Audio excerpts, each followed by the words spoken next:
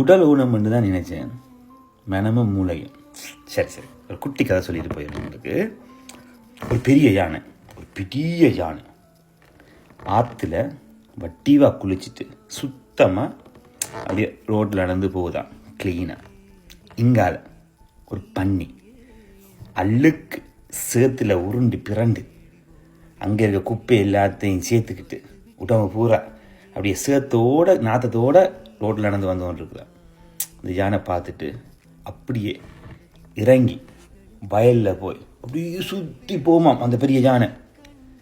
இந்த பன்னி அந்த யானையை பார்த்துட்டு, பா நம்மளை பார்த்து இந்த பெரிய யானையை பயந்து போகுது ரெண்டு பெருமையில் அப்படியே போகுமா நினச்சிக்கிட்டு தன்னை பற்றி.